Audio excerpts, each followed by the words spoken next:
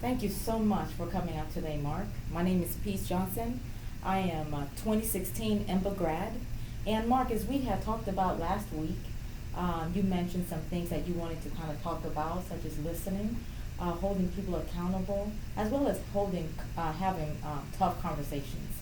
And you agreed to do a coaching session with me, so that's what we are doing here today. And so I want to thank you so much for giving me this opportunity to coach you. Um, so how are things going with you? They're going good, and it's my pleasure to be here. Everything is going great, and thanks for giving me, calling me in for the coaching session. Thank you. Awesome, awesome. Well, as we are here with this coaching session, I just wanted to ask, what do you want to achieve? Um, I just need some ideas, some methods that I can incorporate into my everyday working schedule to improve on some areas that I thought I need some work in. Being in my environment, of course, as you know, I work at AT&T, so in the sales environment, it's really busy. It's fast paced, and it can be mentally draining if you let it take control of you. So, but some areas that I wanted to look into was listening. I have a team of 15, and sometimes I feel as though when they ask me a question, I may already have an answer already thought up before they even finish the question. So I think that'll be a good area to work on, and that might actually catapult me in my career as well. Another one was holding the reps, our employees, accountable for their actions, and also having tough conversations with these same employees at work. So just some things I want to work on and then get better at. Okay. So looking at these three things, what does the outcome look to you after this meeting?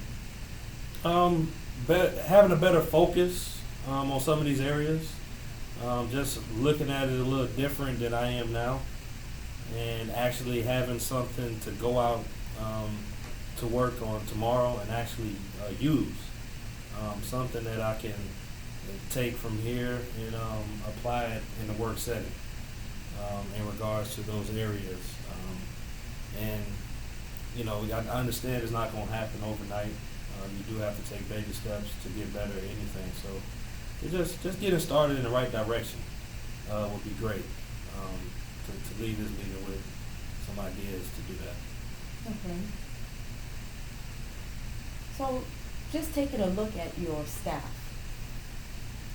and your relationship with your staff, how would they rate you as far as what would the things be that they would say basically about you, about your interactions with them?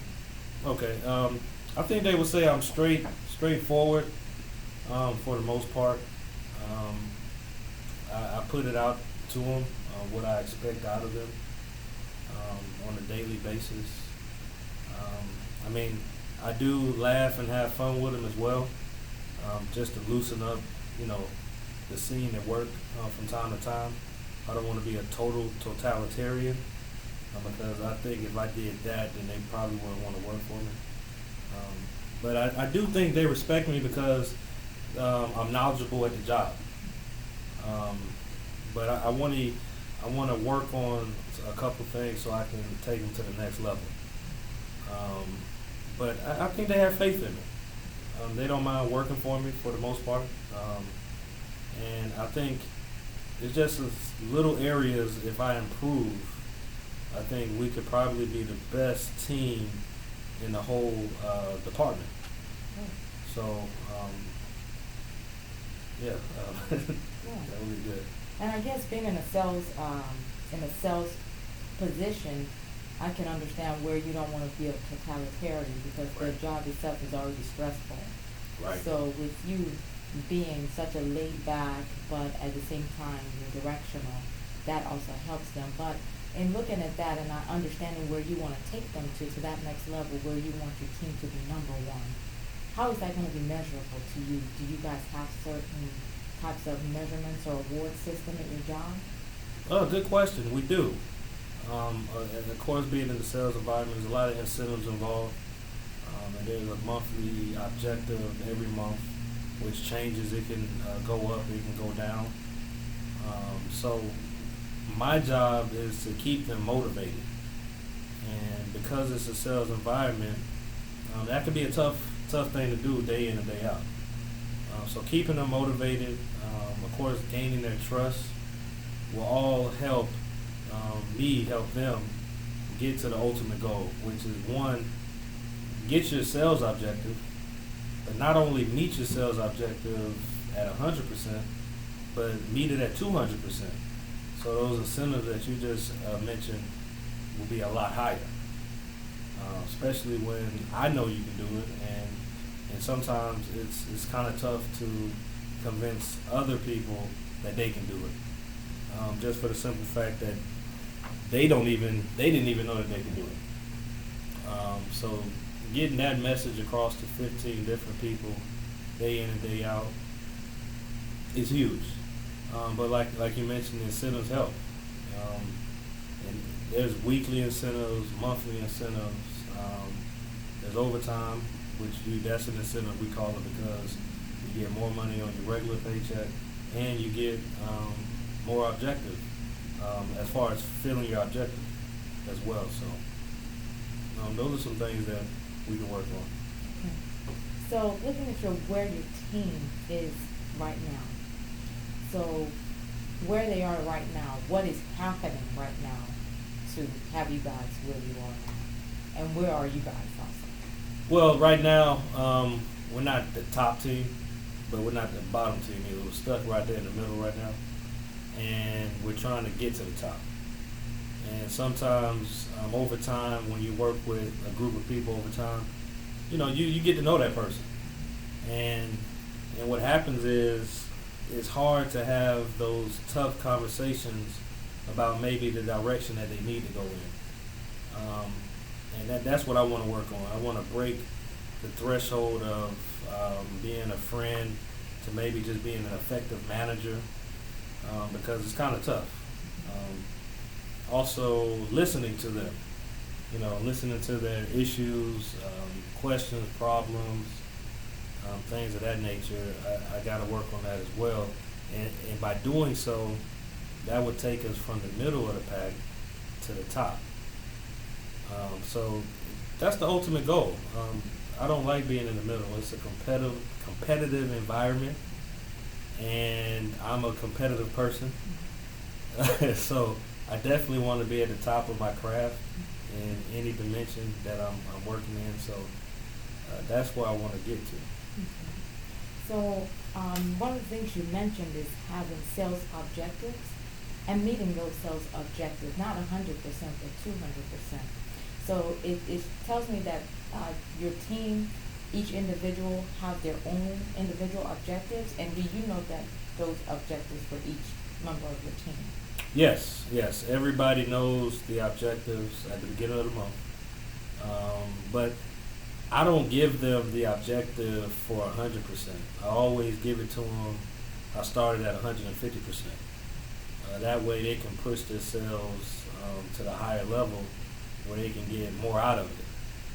Again, just getting the basic 100%, when I know based on your past performance you can do more, it's my job to make sure I can get you there and give you the tools to get to 150 and beyond. But that's why I started at. But ultimately, we want to get to 200% for everybody. But at the beginning of the month, they know their objective. We have meetings every week in regards to the gaps to actually meet that said objective. So they're aware throughout the month where they stand and what they need to do to get to the ultimate goal. So you mentioned that you guys are in the middle, and you know the teams on top. Do you know what those teams on top are doing that your team isn't doing? Well, yeah, one of them, she's a great listener. That's why I picked up on it when I observe her meetings. She doesn't talk as much as I do. She just listens a lot, for some reason it correlates onto the floor. So that's one thing I saw, and just holding the reps accountable. Another coach, because there's 2 or 3 coaches that are above me, another coach holds their reps accountable for anything that they do. So I know sometimes maybe if I see somebody doing something, I might give them a shot. Okay, I did see that. Let's correct it now. So moving forward, fix it. But maybe next time, hold them accountable then, and take corrective action at that point, and not just let it slide. So those are the 2 characteristics that I've actually saw from the other coaches, and actually that's the reason why I want to work on those things to get to the next level. So, looking at these 2 different qualities, one is a listener, and one holds the team accountable. Right. And I understand being a sales manager can be very tasking. It's a lot of responsibilities. It's a hustle and bustle. People are running everywhere. Why do you think you're not giving your best as far as listening? Is it, why do you think it is, and what do you think you can maybe plan out so that you can just learn to just listen and maybe not help them? So what is it with your schedule and with your responsibilities that is causing you to just want to as human nature, when you know a certain, when you're knowledgeable about a certain process, you may seem to, when people ask you certain things, brush off what they're asking or what they say, and just resort back to your knowledge because you're real knowledgeable in that area. That's what I'm running into. I'm the go-to person with a lot of questions, problems. I'm the go-to person. So I've come to know that I do know a lot about the job, and I need to, and instead of just thinking that I know everything, I need to maybe open it up and try to learn more in other areas. And that's what I'm running into. I'm just, for some reason, I think I know it all when it comes to that job. And that's the problem, ultimately. So if you ask me a question on a particular subject matter, like I said, I'm going to have the answer already in my head, ready to give it to you. So I probably tuned you out after the first couple minutes of the question. So that's definitely an area that I can see being a problem long term. And that's why I want to confront it head on and fix it. So you went from sales to being a sales manager, and you had some things that contributed to your success, and the things that you have tried, and how your leader and what your leaders did to get you to this point. And just taking a hindsight backwards, what have you tried that has worked, and what have you tried that hasn't worked, and what can you do to also help contribute to not just the success, but to the success of your team to get you back to that next level? Okay. What I do is just working hard. Being at work when I may not have to, and the schedule says I have to be here at 10, being there at 8. When I'm able to get off at 5, maybe stay at 7. I actually incorporated that. Just working, hard work, staying focused, and keeping the goals highlighted. So at my office, I have the goals for each month. I make out a set goal list that I want to accomplish for this particular month. Also, a set goal that I want to accomplish within the next 6 months. And I actually push all of my reps to do the same. Set some goals up and hang them on your desk. That way you can stay focused and just remind you on why you're here and what needs to be accomplished while you're here. But working hard, again, my last manager did, he didn't hold everybody accountable. I think that's where I get that from. He was friendly. He was more of a friend to everybody. Everybody loved working for him. But sometimes that can be dangerous because when you need to have those tough conversations with your said friends, you have to switch it over. You have to get in manager mode at that time. So I started doing that, but it didn't work because you have to know how to separate it. So that's what I'm working on now is just, I mean, I don't want to be strictly business, but the majority of the time I have to act as your manager, as a leader, and not your friend. Because again, we all have goals that we have to accomplish for the company. So I'm hearing being a good listener,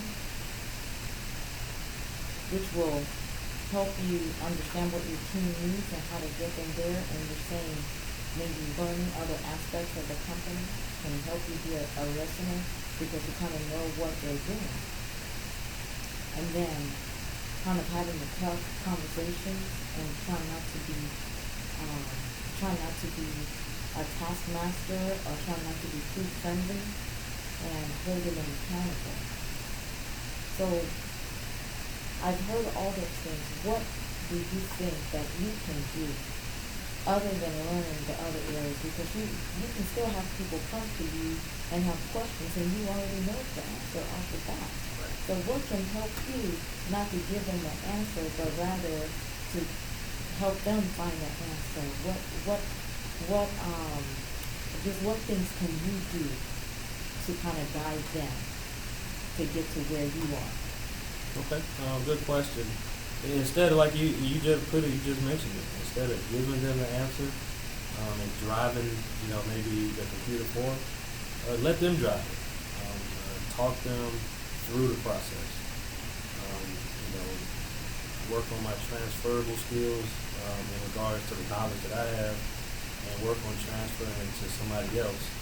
Not just by doing it for them, but actually helping them do it themselves, and make sure that they do it to completion, to ensure that they've actually learned maybe a set skill that they didn't have before. That would probably be the biggest one, because every call time, everything at our job is important. Every minute is important. We try to do everything in a very fast-paced mode. So sometimes, because of that, management, such as myself, will actually just do it for them because of the time constraints that we have. So maybe taking a step back from that, and like I said, letting them do it and not worry so much about the time, but the knowledge that I can pass on to them, so in the future they won't have to ask that same question, and I can make up for that time there. Okay. That's good. So what about holding them accountable? You said how you will let them know when they've done something good. You'll praise them. So what will you do to kind of have that work relationship balance, for them to understand that I will praise you when you do good, and I'll also hold your feet to the fire when you're not doing what you need to do as far as meeting the objectives.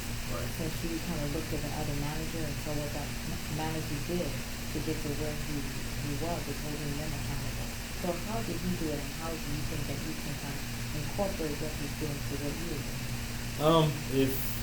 So first, just noting, keeping the representatives up to task or up to knowledge with the objective, and noting the skill transfers that I do throughout the month, as well as just following up with the reps throughout the month to ensure that they know where they're paced, whether it's good or bad, and what they need to do to make it better. And just by doing that, if at the end of the month they didn't make the said objective, not overlooking it. Just saying, because of any particular reason, maybe personal or whatever the case. I know somebody might have went through something that month. Not taking that into account, for the most part, I have to still hold you accountable as a manager, just to ensure that you know what's expected from the job, and moving forward, we can meet those expectations. So I think that's the biggest thing, just not overlooking any fault or anything that presents itself. That's the biggest thing I would want to work on. Good, very good. So can you list at least 3 options that you would want to accomplish by the end of your career or your time here? Absolutely. I want to first just be a great leader, carrying myself at work, being a great citizen at work, and also even more importantly, being a great citizen outside of work. That's real important to me because I do have 2 young daughters that I want to ensure, see their dad and mother be great in regards as a person and their career. Also, just being able to motivate anybody to do what they want to do in life, whether it's thinking outside of the box. Maybe that person is thinking big now, but getting that person to think bigger than they were originally thinking. That would be good, and as well as just always reaching for the stars. Sky's the limit. Just never limiting yourself or your success to not only just one person, but to just one idea. Those would be the 3. Okay, I can see how that's going to take you to where you need to be at work and outside of work. Even with these options, what could help you, or what step you need to take first, or you plan to take first to get this going? Well, like tomorrow, going into work, just working on the transferring my skills, my knowledge to the reps, and like doing so, just listening, not listening to they finish the sentence. I'm definitely gonna work on that, and just thinking before I speak to them as well. That's something that I can work on immediately. So just starting tomorrow, I'm just gonna try. It's gonna be a big effort just to listen to anyone I speak to, and I can do that tomorrow. What support system do you think you will need to kind of get this goal accomplished? Definitely family. My wife always tells me as well, I need to work on my listening skills. So she'll be happy to know that I'm in here in the coaching session working on that. But that's my support system, my wife and my family. So definitely with their support, I know I can accomplish it. And it's definitely an attainable goal that I've had in mind for quite some time. So, Mark, on a scale of 1 to 10, how committed are you to accomplish this goal? I would say 9, absolutely. I don't want us to be perfect with 10, but I would definitely say 9. It's definitely at the top of the list in my mind to get done. So I would rate that at 9 for sure. You have already mentioned your wife as a support, your family as a support, and I guess that'll be your place where you can bounce ideas off, listen to, Right. practice listening. Yeah. So it's been great. Thank you so much for your time, Mark. Anytime. Appreciate you coming out. Thank you for having me.